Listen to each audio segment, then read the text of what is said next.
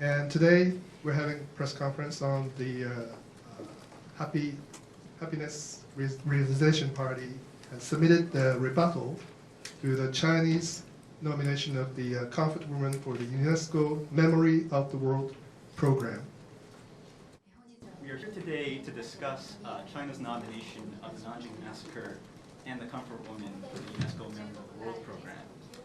Happiness Realization Party with the party leader, Ms. Ryoko Shaku here, attended the Paris headquarters of UNESCO in April and May to submit a rebuttal to both nominations. So UNESCO has three major programs: the World Heritage Site, the Intangible Cultural Heritage, and the Memory of the World program. So we're here to discuss the Memory of the World program today. Now, the Memory of the World program is unlike the other two in that the World Heritage Site and the Intangible Cultural Heritage are both governed and maintained by its member states. Now, the Memory of the World program is maintained by the International Advisory Committee, which is a committee of 14 private individuals and experts from all over the world. Now, last March, China nominated the Nanjing Massacre and the Comfort Women for inscription at the Memory of the World Register. And so, however, there have been very little mention of where that nomination has gone or what materials have been submitted by the Chinese authorities. So we would like to take this opportunity to discuss what we have found based on our own private investigations and call on UNESCO to deny inscription of both issues to the Memory of the World Register. Now, the key point of today's rebuttal is that during our investigation, we have found several problems with China's nomination of both the Comfort Women and the Nanjing Massacre. Now, the most egregious example of that can be found on page 2 of the summary page that you have in front of you. This picture was taken by a Mr. Tetsuo Aso, who was a doctor with the Japanese Army during the war. We have here today his daughter, Ms. Kuniyamako, who has the original negatives and the camera with which this picture was taken. Now, China has submitted this nomination and this picture based on the false narrative that they hold the copyright and the original photograph that was taken. Now, this is not true because Ms. Kuniyamako, in fact, holds the original photograph to this picture. So we would like to hear today from Ms. Kuniyamako a brief explanation of the photograph in question. Now, Ms. Amako's father, Mr. Tetsuo Aso, was born in 1910. He joined the Army in November 1937.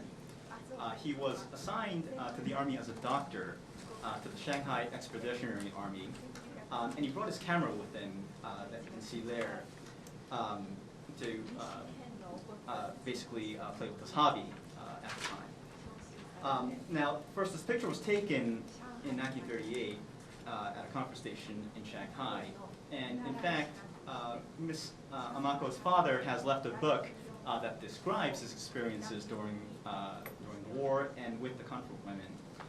She was very dismayed when she heard all the allegations that were made against the Japanese military and against her father when the Comfort Women issue came up in 1993. So these pictures, the picture in question was taken on February 7, 1938. When he was in Shanghai, when her father was in Shanghai, he took almost 1,300 pictures of various scenery and to record his experiences during the war. Now, once, about 30 years ago, Ms. Amako Kuni asked her father about his experiences during the war in order to get a better picture of what the situation was with the Comfort Women, particularly because the comfort women had come to become a major issue internationally. Now, his answer was that he was actually there as a doctor during the war, and so he's not in a position to make critiques of what happened during the war, and he left the critiquing part to later generations. Now, if you look at this particular picture, you might have seen it in many places, whether on the internet or whether on other books or newspapers. You would see that many of the narratives surrounding this picture says that the picture is proof of the Nanjing massacre. But now this is not true. This is a complete fabrication, especially since this picture was taken in Shanghai in 1938, not in Nanjing. Now, she has been very dismayed at the fact that this picture is being used without her consent by the Chinese authorities to be as a part of the propaganda machine in order to defame the issue of the comfort women. So she heard of the unauthorized use of this photograph back in April from the Happiness Realization Party via Mr. Shakir, and she was very happy to hear that a rebuttal was formed and was sent to the UNESCO headquarters in Paris subsequently. There are three problems with the Chinese nomination of both issues to the UNESCO Memory of the World Program. The first one has to do with the fact that China does not possess the original photograph, nor does it possess the copyright of the photograph. So now this is in violation of the UNESCO Memory of the World guideline that calls for the nominator, in this case China, to respect the rule of law. The second problem with the nomination is that China has not made public the full set of materials that they nominated to the UNESCO Memory of the World Program. Now, the UNESCO Memory of the World Program guideline calls for all materials to be publicly accessible.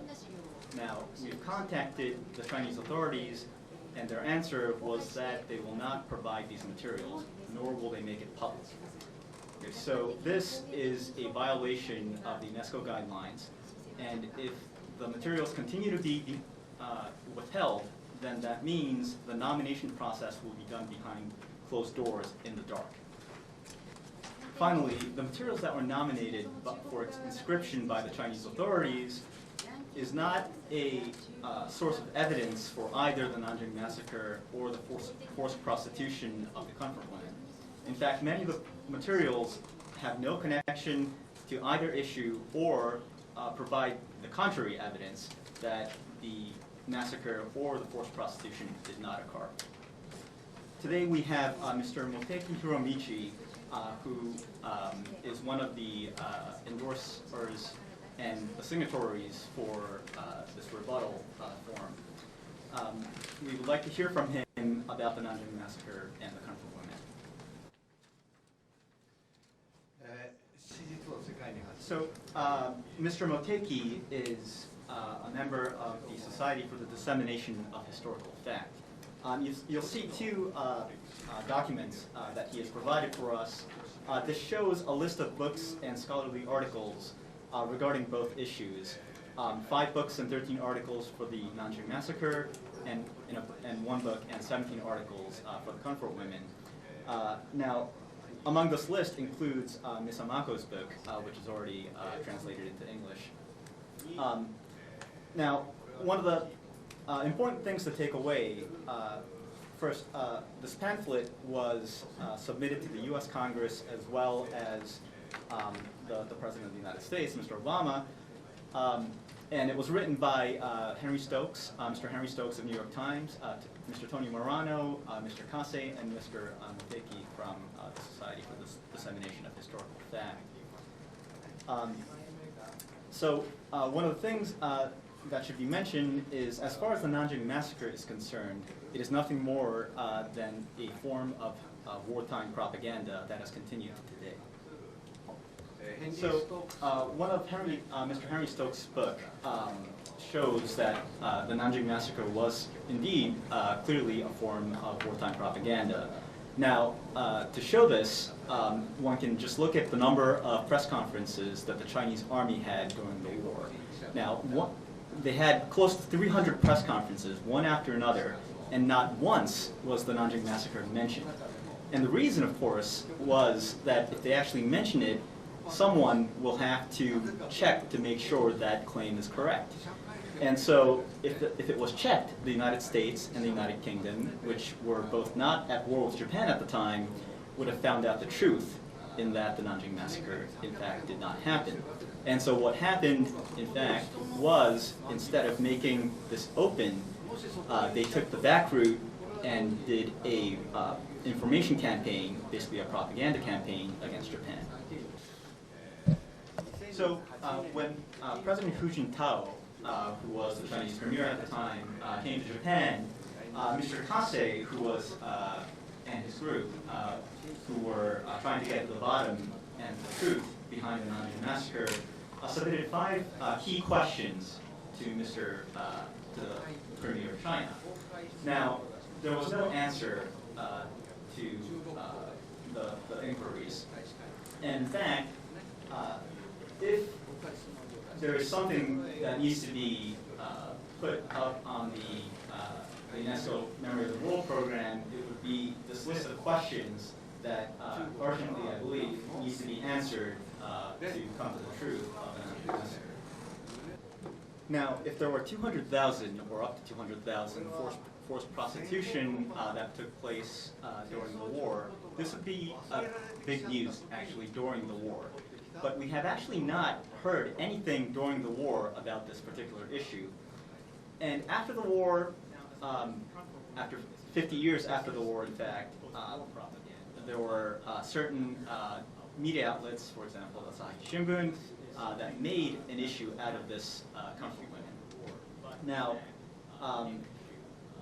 this entire process is translated into English and published in the form of books and articles, and is viewable on the website of the Society for the Dissemination of Historical Fact. Now, the fact that such false narratives and false information is being nominated for inscription at UNESCO is, in itself, one can say, a crime against humanity. Now, we felt, the Society for the Dissemination of Historical Fact felt that something needed to be done, and fortunately, the Happiness Realization Party had already submitted a rebuttal, preparing a rebuttal against both nominations for submission at UNESCO, and so Mr. Moteki here has decided to sign on to that rebuttal. I feel that, or Mr. Moteki feels, that disseminating such false narratives of history to the world must be stopped at all costs.